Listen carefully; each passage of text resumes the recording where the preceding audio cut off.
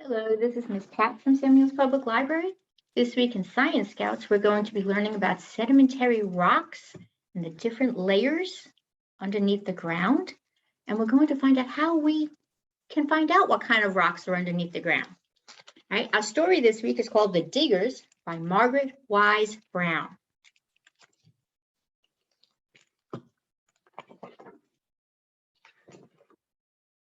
Dig, dig, dig. A mole was digging a hole. Dig, dig, dig. A dog was digging a hole in which to bury his bone. Dig, dig, dig. A worm was digging a hole. He swallowed the ground as he wiggled around and ate his way toward home. Dig, dig, dig. A rabbit was digging a hole next to a mouse who was digging a house in a little warm hole in the ground. Dig, dig, dig. A pirate was digging a hole in the sand to bury his gold and the diamonds and rubies he stole. Dig, dig, dig. A man was digging a hole in the city. Monday he dug, Tuesday he dug, Wednesday, Thursday, and Friday he dug. And on Saturday he said, I feel like a mouse or a mole. This hole is too little. This hole must get bigger and bigger and bigger. And then came the big digger, made by a man to dig deeper and bigger, to scoop up stones and find dinosaur bones and cavemen's homes and buried gnomes.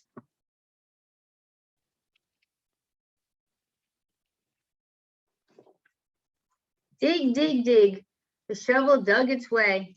Night after night, day after day, it dug. And a great big hole ran under the city and under a river and into the bright green country.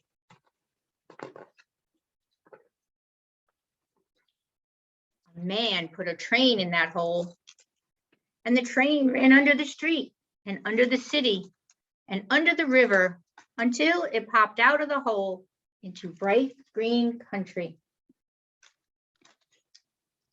It went past ducks and geese and donkeys and cows and sheep and fields of galloping horses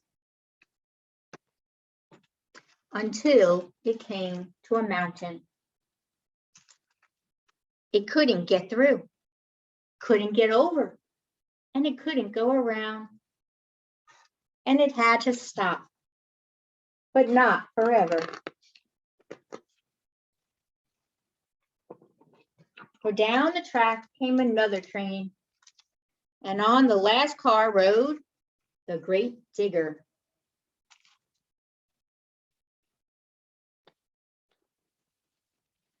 Under the mountain it dug away, night after night and day after day, until with one last bite, it came to daylight on the other side of the mountain.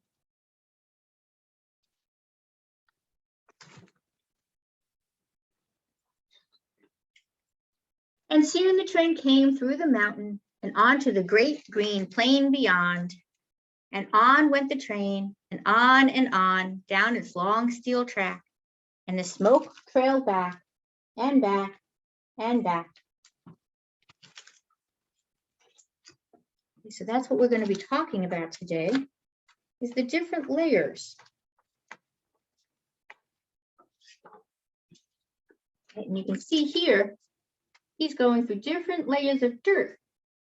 There's even an underground river here. So we're going to find out, how do you find out what's in there? And what kind of rocks or things you're going to find inside. So,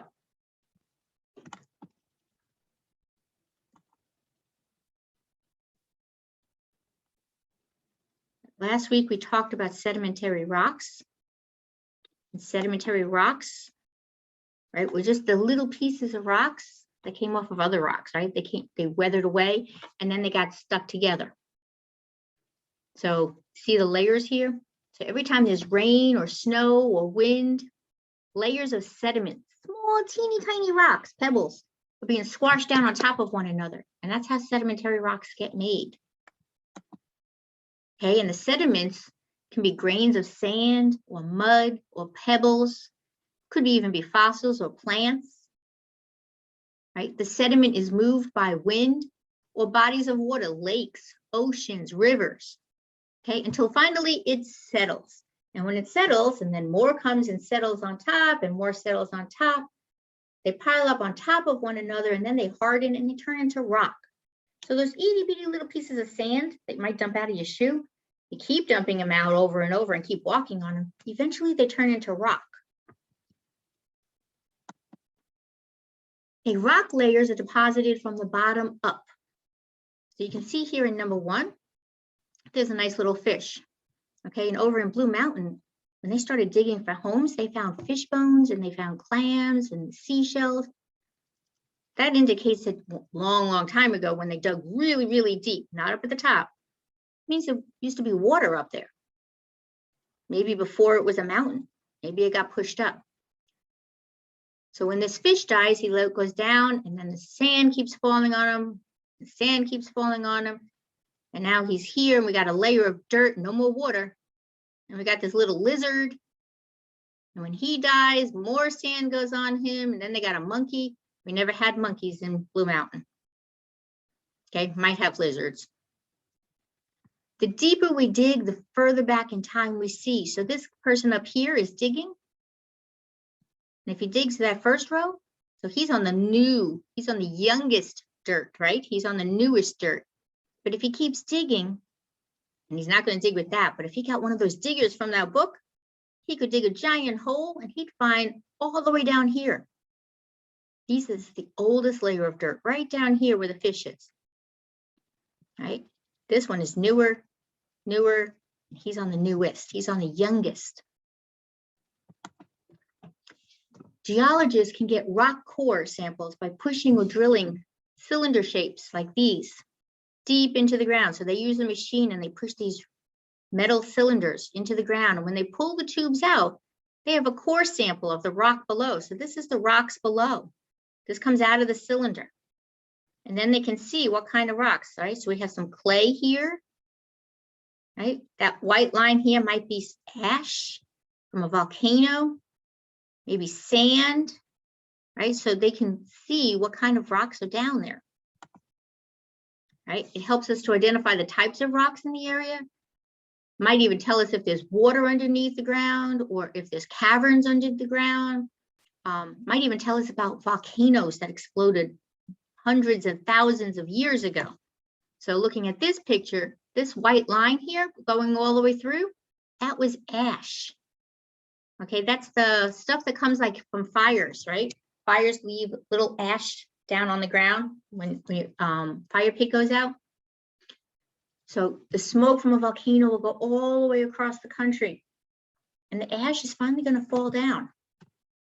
And it left a really big layer. So that must have been a really big volcano. So they know that this area,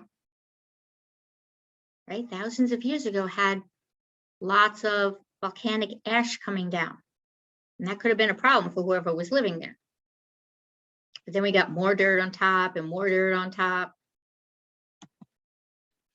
And we are going to explore different layers. You can do this with food. We're going to do it with food and with clay. But if you want to make edible layers at home, you can, I suggest you use soft ingredients. M&Ms aren't going to really work too well, but you can look at it. You won't be able to use them for core samples, but you can use them for sedimentary layers. You got M&Ms, Rice Krispies, chocolate chips, more Rice Krispies. You can see the layers of sedimentary. This is Jell-O, and these two ones are pudding. This one has whipped cream in it. This one has graham cracker crusts. Okay, so you can use either one of those. Okay. So we are going to use things such as clay and food. I am here now with my granddaughter, Aurora, and we are going to show you, we have a few kits that can come in, or you can just do this with Play-Doh. Put a couple of different colors inside of one. Now my rock here kind of looks like it's all white. So what kind of colors do I have inside? So this is how they can find out. Okay. So going to use a plastic straw. So you have it laying down. Just poke it completely through. And pull it back up. And look at that. Can you see the different colors and layers? Yes, we can see blue, and we can see pink, we can see white. But if you did it in a different spot, maybe you'd find different colors. Now, big straw, you can cut it. And do it again. Do it again in a different hole. And now let's try it here. And look, green and red this time. Okay, so this one has a layer of green as opposed to this one. Oops. Has a layer of blue. So this is how you would do coarse. So that means inside of my play ball, I have pink, blue, green, okay, and I could clip it and I could keep poking it up, not in the same spot. And it's better than, because scientists cannot just pull off the ground and find out what's inside of it. So this is what they do, is they poke holes in it and they see what kind of rock is down there. And if it goes down really fast, you can tell if there's a cavern or like a big hole down there. Right. So if it goes through too fast, sometimes it might come up with water. Not in your clay, but it will come up with water. Oh, and this one has all the colors. Right, and that one has all the colors. So you just kind of keep cutting it through and you can get your, now, we also did food. This is exciting.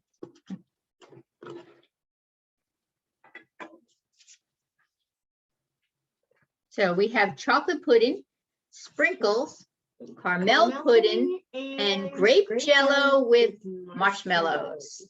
Okay, you can see the marshmallows. So what we're going to do now is we're going to poke the whole straw through it to see if we can try to get some up. So I'm going to go to the side. Now we froze this because it was not coming up too well with When it wasn't frozen. when it wasn't frozen.